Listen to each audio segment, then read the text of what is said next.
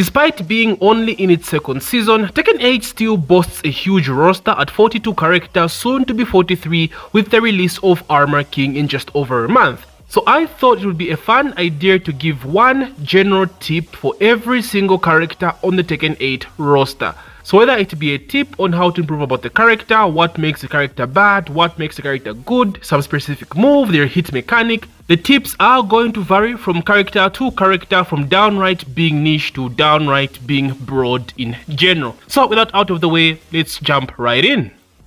Okay, so first up we have Alisa Boskonovic, and I'm pretty much sure you guys know what this tip is gonna be all about.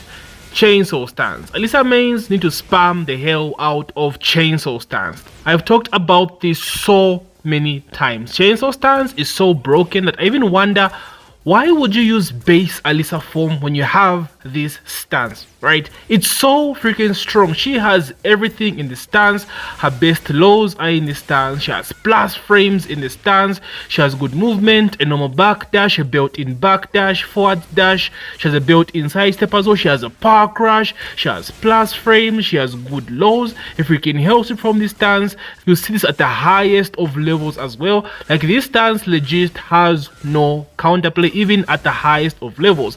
This can be seen as recently as the EWC LCQ last week, where Dawood was just going crazy with Alisa in chainsaw stance, bro. Like, there's nothing you can do when this character is pressuring you with this stance. So for that reason alone, like, fuck it, just spam the hell out of chainsaw stance, bro. It's so freaking strong. It's been this way since Tekken 7. So you're playing Alisa, you have good movement, and you have these oppressive ass stance as well. So don't sleep on chainsaw stance. You have to spam it. It's just that strong.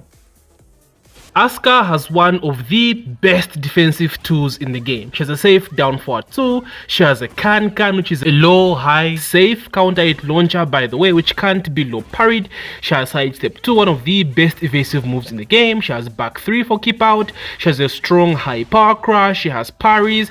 She is amazing defense. So she is as strong offensively as she is defensively. But I feel most people pay too much attention to Asuka's offense. I know Tekken 8 is all about offense, but in a game with so much offense, defensive tools are just as valuable in my opinion. And Asuka having these tools makes it a nightmare to get in against her. It's so hard to deal with this character because of how many defensive tools she has. So as an Asuka main, take hella advantage of this. Make it very difficult for an opponent to get in against you for free, knowing that you have all these defensive tools at your disposal. Don't just focus on offense. Asuka is amazing defensively, and you don't want that aspect of her to go to waste.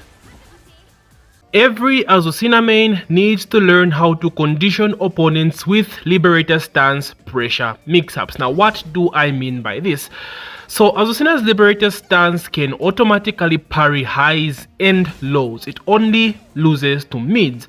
So knowing this puts up some really crazy mind games into Azucena's pressure. So for example, let's take a look at her running 3-2 into LB stance. So this is +3 on block, which does not look like a lot.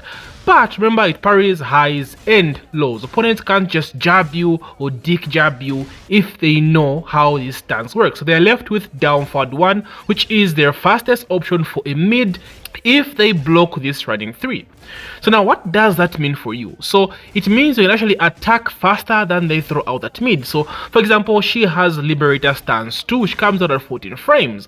So because you know that their only option is to throw out a down forward 1 as their fastest option, you can use LB2 as a frame trap when you do this running too. So this opens up some really crazy mind games, right? Liberator stance, they can't jab you, they can't dig jab, so opponents become hesitant. They will maybe just block, maybe they'll just keep on blocking, knowing this, which allows you to go in with hell sweeps, to go in with big mids, because you've conditioned them not to press buttons when you go into LB, because of the fear of that parry.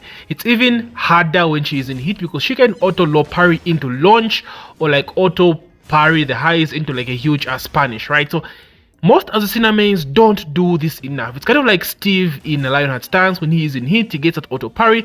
Kind of like the same way with Azucena. You want to apply those mental plus frames, which allows you to go in for free with Liberation Stance mix-ups. The Hell Sweep spam, it's all because of this. Jongding is one of the best Azucena players when it comes to using this LB conditioning, especially whilst in hit, so I highly suggest to watch Jongding for his Azucena. But overall, Azucena mains, learn to utilize this conditioning. LB stance pressure is insane if you implement the stance mix-ups and the mind games. Bryan Fury, this is a character you must learn how to master. Now what do I mean by this? Bryan just gets better the more you stick with the character. You can unlock his fullest potential when you get to the point where you do his taunt like the back of your hand. And this is the difference between a Bryan main and a Bryan player. Someone that just plays Bryan and someone that just mains Bryan. There is a difference. So most Bryan players either tend not to try to play him until they unlock his full potential, or just drop him basically because he's too hard at the highest level. When you pick up Bryan, you have to stick with his character, because when you master Bryan, you unlock gold mode. Like, this character is insane with this taunt. Most characters have a taunt in hit or surrounding a gimmick, like Fahkumram for example, Feng, but this man's just has this taunt for free, just like that. This is something you must learn to master as a Bryan player. So again, you just don't pick up Bryan, play a few matches and toss him in the trash. No, my boy, if you're trying to main Bryan, stick with this character no matter the struggles, no matter how difficult it is, because you only get better the longer you keep playing him. He becomes a god, it's not even funny. So again, Bryan is a mastery character. If you main Bryan, stick with Bryan until you can do the taunts like the back of your hand. Claudio does not have great lows. He has down back 3, which is launch punishable on block. He has down back 4-3, which is low high, can be ducked and launched, and he has down 3, which is also launch punishable on block. So he is left with sidestep 4, and this is what Claudio uses most to open up your opponent. So your offense, for the most part, as a Claudio main, is going to revolve around SS4 conditioning. So at close range, you want to condition your opponent, obviously, to not duck and implement a lot of sidestep gameplay, right?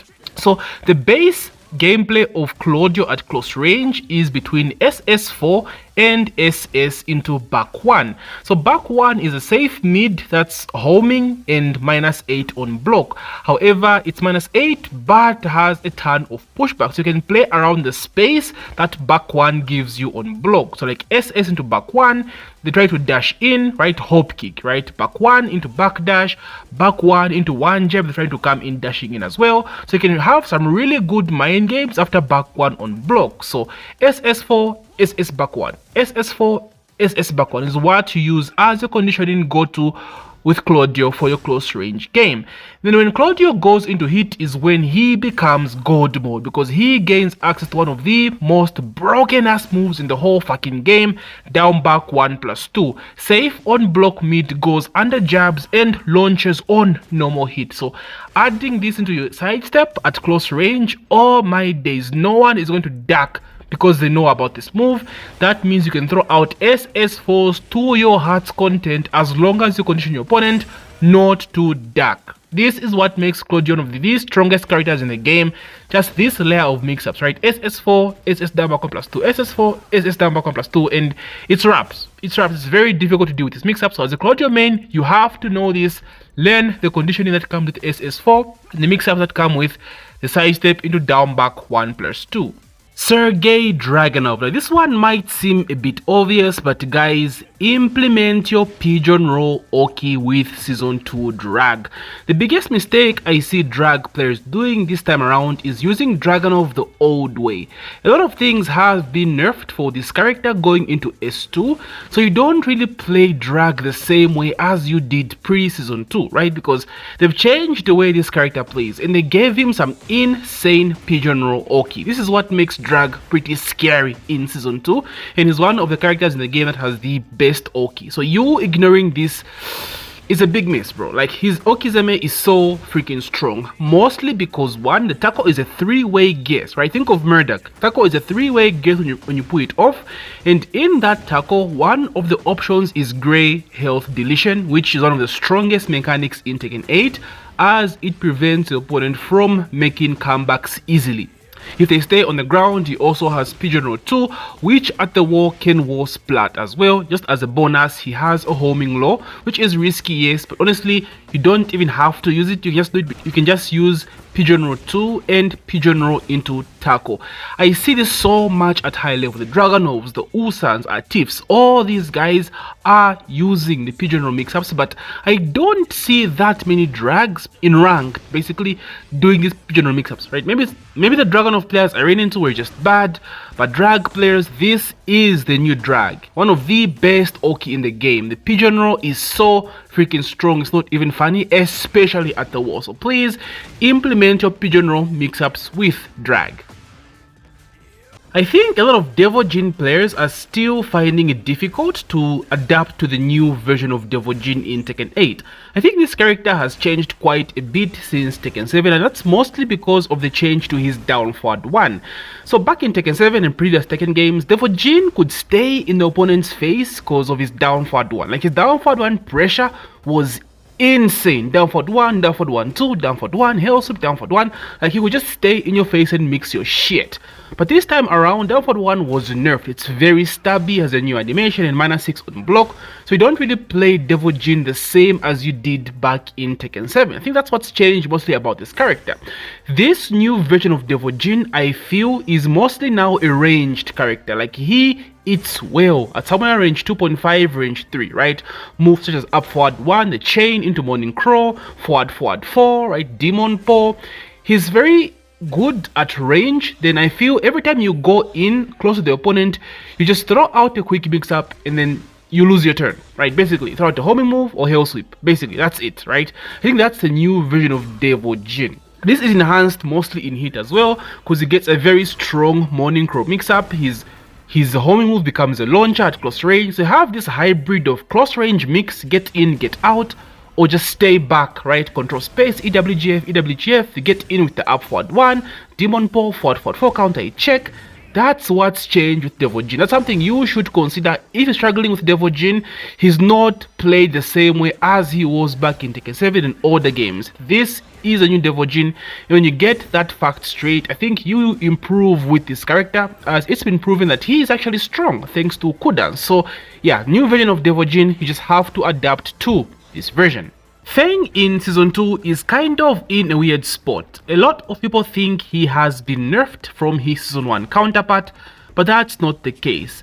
A lot of things that did not have counterplay in Season 1 now have counterplay like back 4. So for that fact, a lot of Feng players find themselves feeling as though they're working a bit extra hard with Season 2 Feng. So this character is still strong. Don't get me wrong, he is still strong. It's just that he did not get a ton of BS in Season 2, and most of the stuff was nerfed, like guard break into back for 3+4. Like that shit was super broken. It was super nerfed right now. So Season 2 Feng feels a bit more like his Tekken 7 Season 2 counterpart, right? You have to work hard. Even his damage is not as good as almost everyone else's. Like the super top tier characters can hit 100 damage easily, but Feng actually struggles a bit to get to 100. So you feel as though you're working a bit extra hard. Even when it comes to poking, Feng actually has to poke the opponent right now in S2 to actually feel as though you're getting something out of his character. So again, it goes back to OG Season 2 Feng, where he actually had weaknesses and strengths, right? So for right now, it feels as though combo damage is lacking, and you have to win a lot of poking interactions close range. Go for a huge risk if you want to open up the opponent, like down for 3 or SS4. So that's what's changed with Season 2 Feng. People saying Feng is nerfed, Feng is trash. It's not true. He just has been left behind by not being given a ton of bullshit in this game. So you can still do it with Feng. You just have to understand how this new version of Feng works. King has the worst backdash in Tekken 8, and in a game filled with so much offense, this can be a huge clutch. So to compensate for this, you have to implement a lot of backstep jaguar step as well as your muscle armor as king. These are kind of the two defensive layers you use to complement that horrible backdash. So for example, backstep jaguar step into 2 is a very good with Punisher. Think of it like a budget Feng back Kempo or a budget Steve up forward 3. It makes it very difficult for opponents just throw out stuff thinking, oh man, this character has backdash sharks, boom, backstep jaguar step into guaranteed throw. His muscle armor also makes it very difficult for opponents to throw out like big mids, right? Like running moves, demon pose. Big mids basically that knock down are not advised against king because of this particular muscle armor. You can also cancel muscle armor into throws, into lows, into other mids. So it's a very good defensive layer to have in general, especially as a king player having that horrible backdash. So this is something you need to work around as king. Like defensively, you will struggle with this character if you don't implement his muscle armor correctly as well as his back jaguar step. You can find it very difficult to open up opponents with Steve in Tekken 8 than any other character in the game. His lows are still as bad as they've ever been, most of his counter hit tools have been nerfed, and even down back 3 at the wall, despite being scary, doesn't really give you as much of a reward as it did in previous Tekken games when it used to knock down. So opening up opponents in Tekken 8 with this character is very difficult. It comes with risk, right? Like for example with Lionheart 1+2, which is a guard break, of course being a high, there's risk it can be ducked and it can be launched.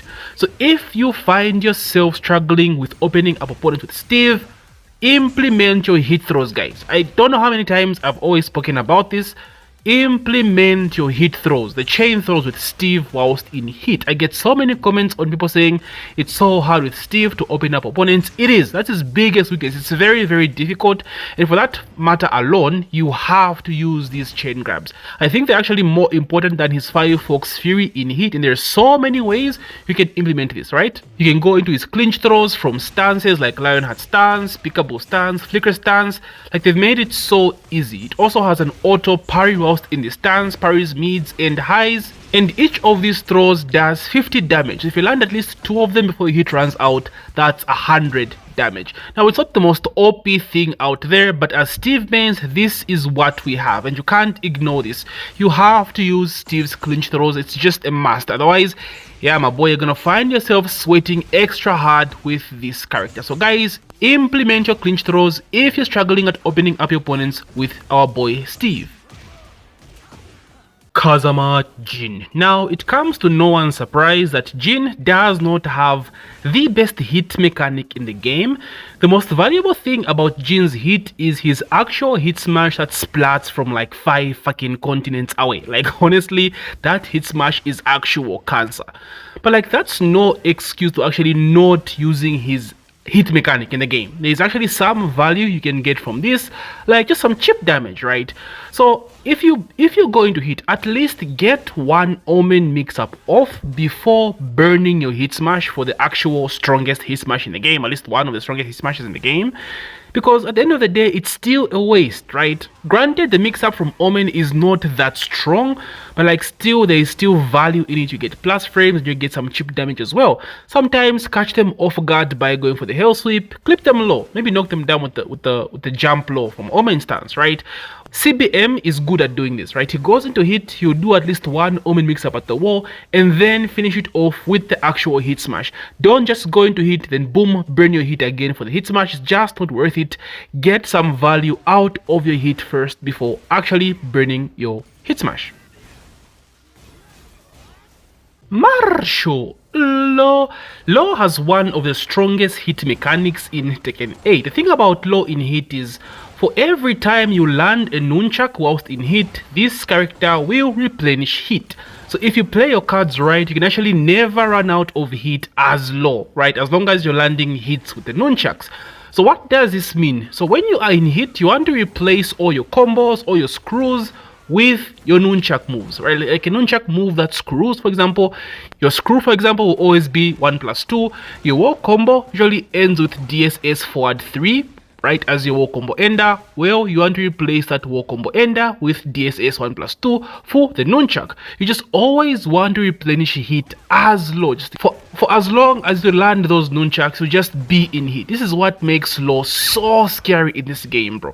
Like, it just feels as this character just never runs out of hit. You have to be as optimal as possible with low when it comes to using nunchucks whilst in hit. Using Lee without mastering his just frames is actually a clutch. This character demands that you know how to just frame with him, because he actually rewards you heavily for landing those juicy as just frames.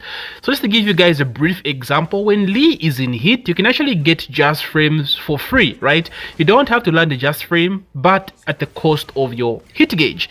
This is actually a clutch because Lee has very strong moves in hit. He has down 1+2 as well as down forward 3+4. These are the like two main moves you want to focus on as Lee when you go into hit. So when you're missing just frames with Lee in hit, you're losing that hit. You are losing that hit gauge, which you could have instead used for your down 3+4 and down 1+2. So learning just frames with Lee is a must. Like, if you're struggling with Lee just frames, yeah bro, stick to the lab. Stick with this character until you have a hang of how his just frame works. Again, rewards you heavily, but punishes you really bad for dropping his just frames, especially in hit, as you lose out on that very valuable hit gauge that you would have instead used to perform his more stronger moves like down 1+2 and down forward 3+4. Lee mains, get those goddamn just frames down. Nina has one of, if not the best down forward one in the whole game. It is so strong. So down forward one on its own is -1, and despite having an extension, most down forward ones that have extensions in this game are like -3 or even -6 in the case of Devojin, Leroy or Heihachi.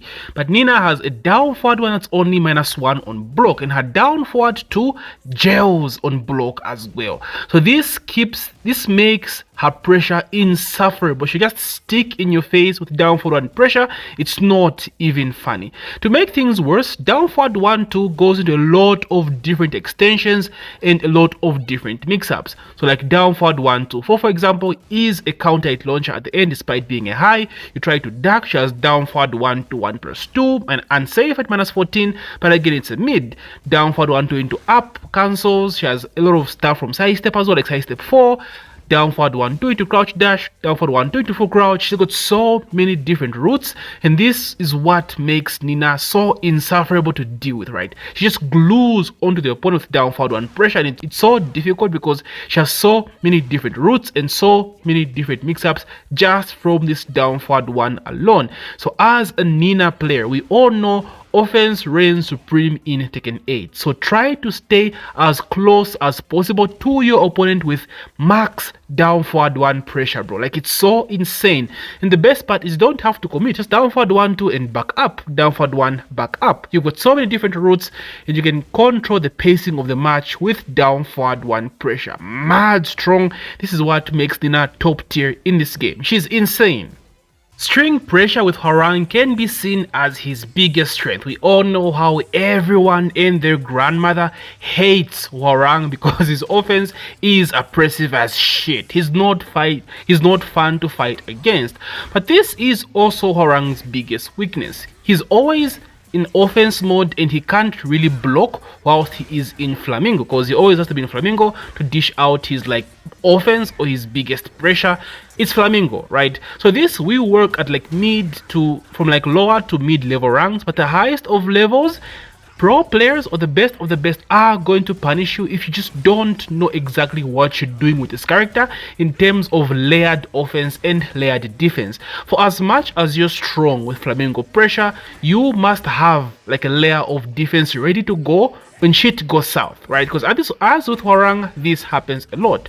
So what I mean by this is just master this character as you keep on playing. This stuff will work at lower ranks or mid-level ranks, but as you keep playing and don't pay that much attention, actually mastering the character, knowing when to block, when to back off, you will find yourself getting cooked with this character. So mastery is also a very important aspect of Hwoarang. If you main Hwoarang, stick with this character until you just flow with the character at the highest of levels. You can only get better with Hwoarang. Don't just stick to the basics because it's working at lower ranks. No, master this character and you shall be rewarded. Okay, Leo mains. There is more to Leo's offense than just back one for pressure. I swear this character is rare as shit, but for all the Leo mains I run into, all I see is back 1-4 into pressure. Like, I get back 1-4 is strong even after the nerfs, but at the highest of levels, we can step the last hit of back 1-4. This is something you have to keep in mind. It feels very good to spam, feels very strong, but a good player will just walk that shit clean. So again, there is more to offense than just back 1-4. If you're trying to go for like back 1-4 pressure, use forward 4 instead. It's the same thing. It's also +9 on block into bulk mix, right? So why use something that is more risky when you can go for something that's more safe at the highest of levels, right? So I don't understand the obsessiveness with back 1-4 for Leo mains. So this is what stood out to me for Leo, the use of back 1-4. Like, it's good, but boys, there is more to this character's pressure. Keep the back 1-4 to a minimum.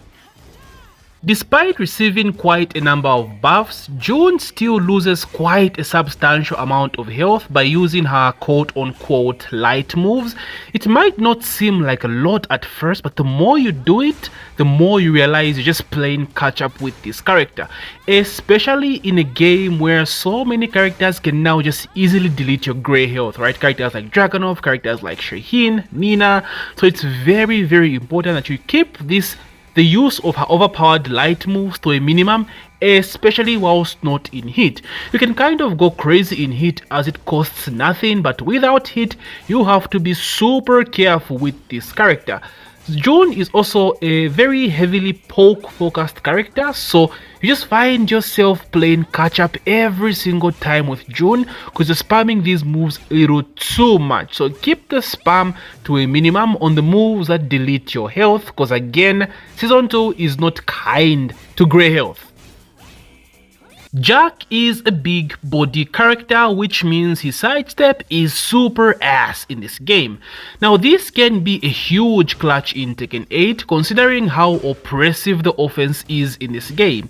So to compensate for this, Jack was given the Gamma How Muscle Flex stance, which is a power crush. He absorbs hits and gets a stock, then he can absorb a hit again and his moves get enhanced when he uses moves out of his Gamma How stance. Now, one of the biggest issues of Gamma How stance is this is a power crush. It's kind of like King's muscle armor, and everyone and their grandmother knows when going into a Jack matchup, grabs are very strong against his character because he's always using Gamma How stance to make up for his lack of defense.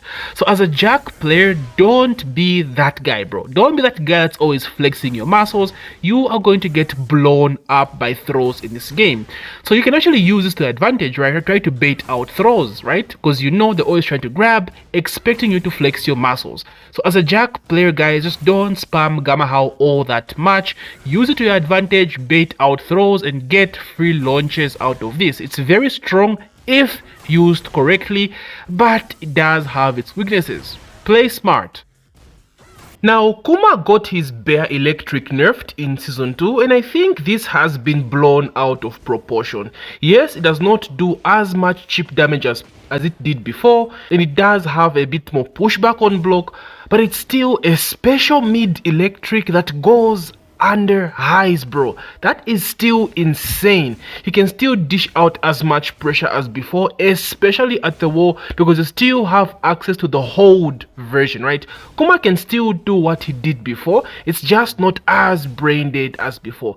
So like dropping Kuma just because the EWGF was nerfed as well as the hit smash, of course that's something different, but like that doesn't add up to me. This shit is still strong, easily crushes jabs, and think of the EWGF for space control just like the Mishimas. It works the same, right?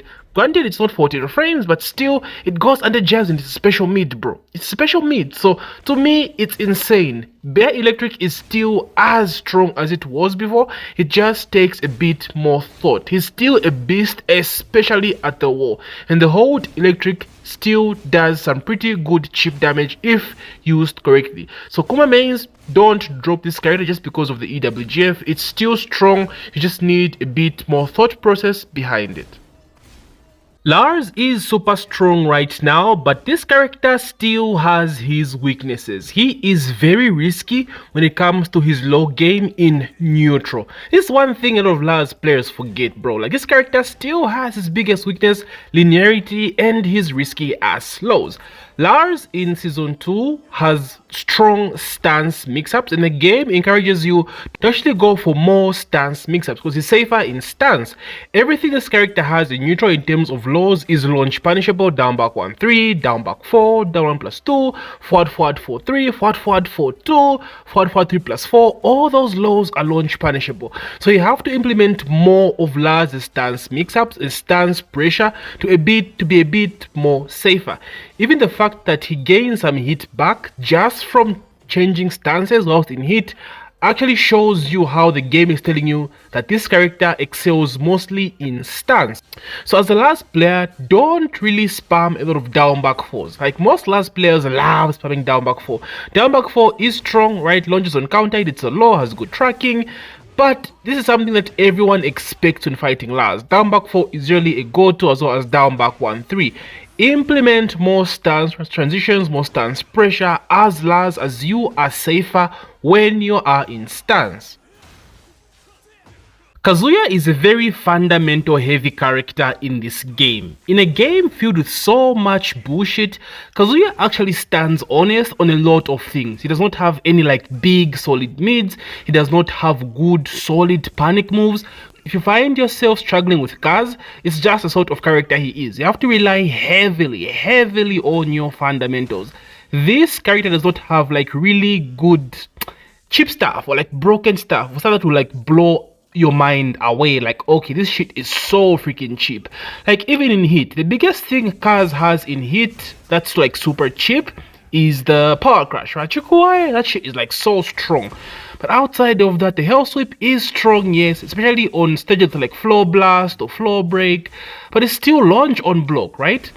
He's a 50-50 heavy character, I do understand that, but there's nothing really insane about Kazuya. So when you play this character, you are accepting that fact. Like, you are going to struggle because of how much BS a lot of other characters have in this game.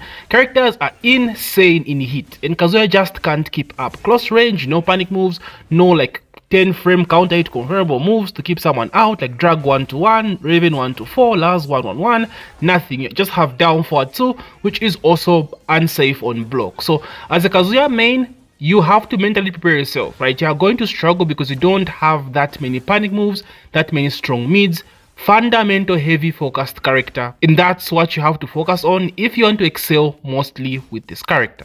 Leroy is one of the best defensive characters in the game. He has so many options when it comes to defense, and it makes it very difficult to just get in against him. Of course, he's known for having one of the best parries in the game. He's the only character that can get a combo off of a parry when in hit, which is mad strong. Having a parry also allows you to steal a turn back. It adds another layer of mix-ups in 50-50 situations where other characters with no parries just have to guess for their lives. Leroy can add a parry as one of the options. It's so strong. His parry game is so strong and very valuable in a game filled with so much offense. He also has stuff like back 1. He's got back 1+2, the fastest. The only character with a 12 frame counter hit mid launcher in the game. He has 1-1-1+2-1, which is a 10 frame counter hit confirmable string. He has an orbital, a decent power crash, comes out very fast. So defense, Leroy has all of that, coupled with everything else, sidestep, good hit mechanic. If you want defense, and Leroy will be that character for you. And as a Leroy player and a Leroy main, you have to use this to your advantage. You shouldn't be taking as much offense as the average character should take in Tekken 8, because you've got so much defensive utility, so use that to your advantage. Lili has the best sidestep in the game. She gets out of situations that most of the characters in this game cannot. She's just that unique.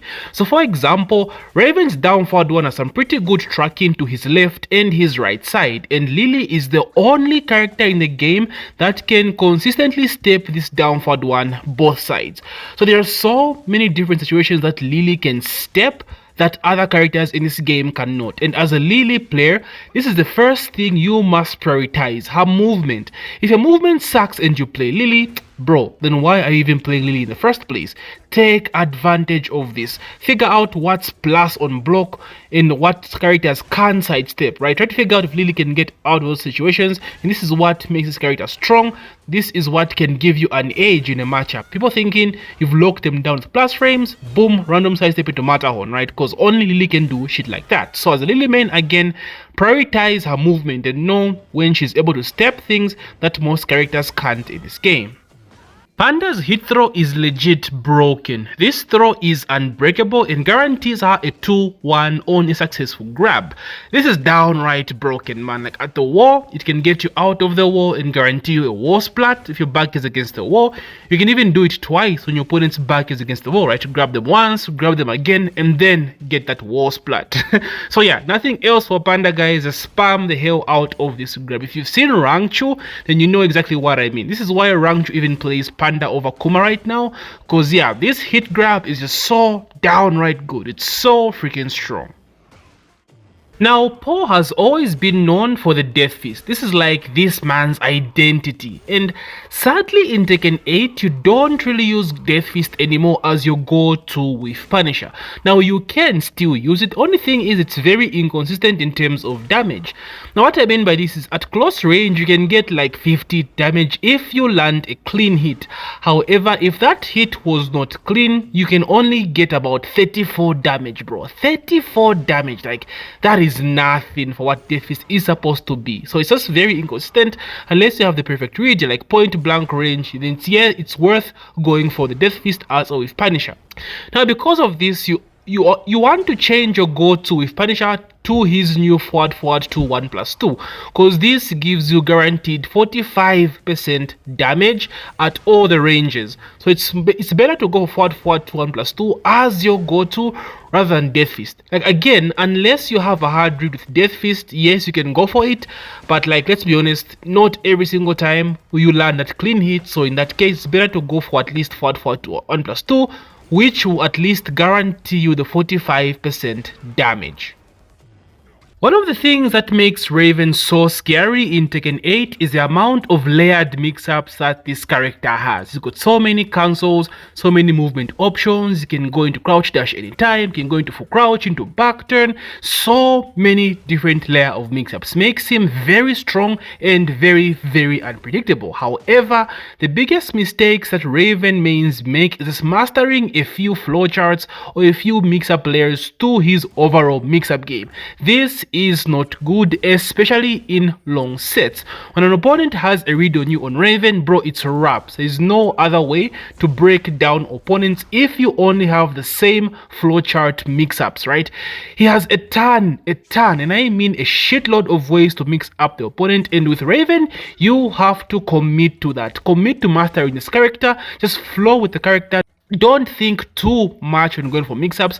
Like when you reach that point, that's how you know you've become godlike with this character, and that's what makes Raven so difficult to master. People drop this character so fast, but you have to invest so much time with him and know the various types of different mix-up layers you can enforce on your opponent. That's the best way to get the most out of this character. Very strong if you put in the time. A lot of Reina mains still complain about struggling with the character. Now, first things first, what you need to understand is Reina is a Mishima, and historically Mishimas have been one of the most difficult characters to master in Tekken in general. So you have to put in a lot of time in this character as well, especially considering the fact that she's new to Tekken 8. It will take you a time to actually adapt to Reina. And she's actually not your traditional Mishima as well. She's kind of like her own hybrid Mishima, being very string heavy, stance heavy as well, kind of like Lars. So she's very difficult to understand in general. Like, I struggled a lot when I picked up Reina, and I've actually not even been playing her since I picked her up, because I was like, okay, this character will take a lot of time. So if you find yourself struggling with Reina as well, she's a character that takes time to get used to. Like, you have to stick your time with her until you understand how this character works. Understand the traditional space control that comes with Mishimas. At the same time, you have to understand her pressure that comes with the stances. Heaven's Wrath pressure when she's in hit gives her that parry. Play around that parry as well. This hybrid aspect of her is what makes it very difficult to do well with Reina, but the more you play her, the more you get to master her and actually start doing good with this character. Shaheen is one of the best characters in the game when it comes to effectively taking away grey health from the opponent. So he gains access to his guard break whilst in hit, so charge up 2. This guards break for a guaranteed forward back 2, which deletes grey health. Grey health is so important in this game as it's so monumental for making comebacks in Tekken 8. And I'm sure we've all been victim to like massive comebacks in this game, because one hit engager from the opponent and they're healing back a shitload of their grey health. So when you go into hit with Shaheen, priority 1 is going to be finding ways to land this charge up 2 to take away that grey health. Very important. He does have that forward 1+2 in hit, but that should be second priority. But first, focus on taking away that grey health. He also has back 2 as an added bonus when opponent just randomly ducks, so use that to your advantage as well. Very strong. Conditioning with Victor is very important. When going into a Victor matchup, everyone knows this character's lows are all launch punishable. So lows like his full crouch down 1+2, his down back 4, his stance, sword sweep, all these are launch punishable on block, and this is what everyone is looking for in this matchup. But the thing about Victor is that his mids hit fucking hard. Like, Victor's mids hurt so bad, you have no idea. So you want to use these mids heavily, right? Like, make them known. And he has a bunch of very strong mids like down 2, running 2, sidestep 1+2, forward 1+2, like so many good mids, right? 1+2, to the point that opponents are going to start getting scared of just randomly ducking, because most victors you run into are like super heavy on down back 4s, down back 4 power crush, down back 4 sword sweep. But when you start hitting these mids over and over again and they stop ducking, that's raps. That's what you want from Victor, and that's what he excels. So conditioning is very important with this character before you just start going for random lows every single time, because at the end of the day, they're all launch punishable and you will die for throwing out these lows without actual conditioning the opponent. Okay, so everyone knows how overpowered Xiaoyu's AOP stance is and how it goes under the of mids that don't have a very low hitbox. So one mistake Xiaoyu mains make is just randomly using AOP every single time. Now, if your opponent has a good answer to this, you are going to struggle. So for example, Jack forward 1, he hits Xiaoyu's AOP every single time. So if you use this as your go-to defensive tool or defensive mechanics on reaction, this is a very bad habit. So as a Xiaoyu main, what you want to take advantage of is Xiaoyu sidestep and add in AOP as part of that sidestep as well. This greatly reduces her hitbox even more, making her even more difficult to hit. So apply an AOP in the mid of your sidestep to get more evasion and beat out a lot of mids that would otherwise hit if you just directly went into AOP without sidestepping first. So implement this and it will improve your AOP defense massively. Yoshimitsu has the best Okizeme in the game. This character literally has an unblockable sword sweep, so you want to take advantage of this as much as possible. This character is especially strong at the wall, because at the wall, the Oki setup you have basically is his full crouch down forward 1, which is the unblockable if they get up, and if they stay on the ground, you have forward 1+2. This is especially strong in hit, because if you land any of these, stay on the ground or they get up, If they get up, you get a combo. If you stay on the ground, you get to heal, which is very important for Yoshi and in this game because of how valuable Grey health is. And not just that, Yoshi heals without Grey health, so it's very difficult to decide whether to stay on the ground or get up when facing this character.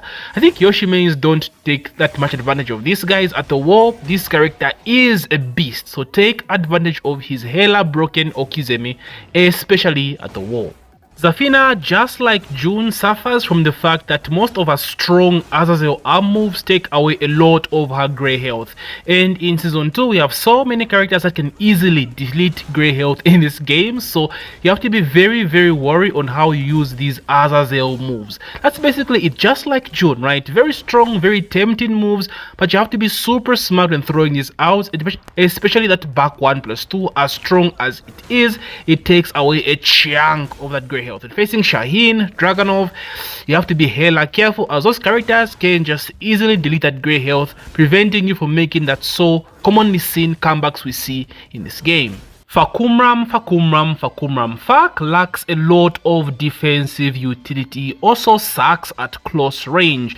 So if you main Fahkumram, the name of the game is spacing, the name of the game is range. You don't want any of these characters to come in your face, and Fak is good at keep out because of how long his limbs are, so that's what you want to focus on as this character. Like, it's so difficult to defend with Fak, right? He has a sack, his sidestep sucks ass, his backdash is good, but you only have power crush. Yes, you have 3+4, but it's only good at range, not that good close range, because you yourself are susceptible to close range pressure. So spacing is the name of the game with this character. You don't want to let any characters in your face when you're playing as Fahkumram. I feel like there's a huge misconception when it comes to Eddy and his 50-50 focused archetype. People say it as though you always have to go for the, mid-low health sweep mix-up every time with Eddy, let's say after forward 3. Honestly, Eddy is actually pretty good at poking and keep out. The only problem is you are locked behind stances if you try to implement as much pressure as possible.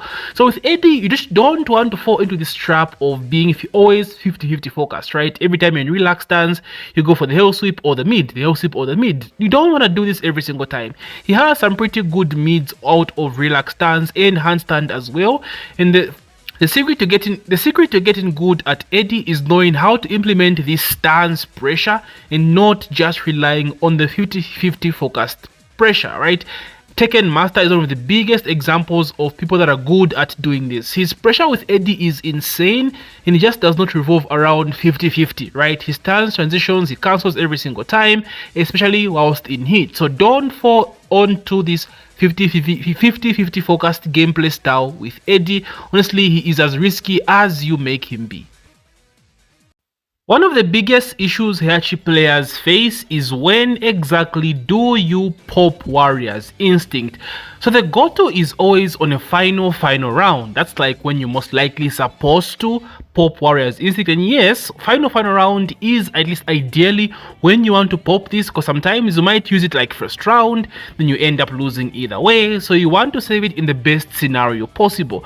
But the problem with this is sometimes you might even not get the chance to use it because you might just get blown up in that round. You might get punished for actually activating it. So it's not always a guarantee that at final round you will get that Warrior's Instinct guaranteed. One other way to optimize Warrior's Instinct is to steal your momentum back. So let's say you're 2 rounds down, right? Opponent is 1 round away from taking the whole set. Pop Warrior's Instinct and steal that 1 round back. This builds momentum for you and builds mental stress for your opponent, because like, oh shit, a comeback is about to happen right now, so what the fuck am I supposed to do, right? You see that Warrior's Instinct and boom, you have the comeback. This kind of works similar to Leroy's Pimp Cane. We Leroy mains usually save the Pimp Cane for the final round, but it's actually good for gaining momentum back, stealing a round, and that's another scenario in which you want to use Heihachi's Warrior's Instinct as well. Lidia is a way stronger character in hit than she is without hit. Like without hit, I think this character actually struggles a bit. Her lows are pretty linear, she's got a risky down back 3, but when she goes into hit, the value she gets out of her heaven and earth mix-ups is insane. insane. So you want to use this to your full advantage, which means try by all means to go into hit with the use of hit engagers. I think this matters mostly to Lidia than it does to most of the characters on this roster. It's actually insane how top tier she becomes when she goes into hit. I'm talking like top 5, bro. Like, that's how fucked up her hit is. So again, try to utilize her mostly in hit and try to be as efficient as possible by making full use of a hit gauge. You want a full hit gauge so you can use as many heaven and earth mix-ups as possible. Clive suffers from a lot of point-blank range pressure. It's kind of like Fahkumram to that degree, and it's also kind of like Lars in the sense that he relies heavily on Phoenix shift mix-ups for pressure. So he likes that range 2.5, range 3 for that Phoenix shift. So you have to know how to manage Clive at close range. Close range pressure is where most Clive players struggle. You only have like forward 1+2 and his power crash for defense. Outside of that, you have nothing. No counter hit 2s, no 10 frame counter hit confirmable stuff. So you have to be very careful on how you play Clive at close range. This is a downfall of a lot of Clive players. A point blank range pressure, very difficult to deal with as Clive. So managing that should be your #1 priority. His offense is amazing, one of the best in the game, especially at that specific range, but his point blank range pressure is something you should focus on if you want to improve with this character. And lastly, we have Anna Williams, who just like her sister has a down forward 1 that's -1 on block and a down forward 1/2 that gels on block despite being mid high. So just like her sister, you want to always be in your opponent's face because her down 1-2 mix-ups or down 1-2 pressure leads into a lot of different mix-ups and cancels. Her Chaos Judgment stance is one of the most oppressive stances in the game, and she can also easily go into full crouch, implementing one of the scariest full crouch mix-ups in the game as well. There's so many layers to Anna and Nina's down forward 1-2 pressure. Like, these two are the strongest characters in the game when it comes to point blank pressure because of that down forward 1+2. So that down forward 1-2 that gels. Now this has been the case in previous Tekken games, but in Tekken 8 the environment is different. Offense is king in this game, and this character's point blank range will eat you the fuck up. So as Anna, stay as close to the opponent as possible and just implement that pressure non-stop with that down forward 1. So there you have it, guys. One general tip for every single character on the Tekken 8 roster before the arrival of Armor King. If you enjoyed this video, please do consider subscribing, leaving a like for your boy. Helps me out with the algorithm, and I'm trying to get to 10k, boys, so please subscribe if you're new. I have a ton of other content like this coming to the channel. If you want to check out more content like this, please don't forget to check out every character's general weakness explained as well. Thank you guys, and GG.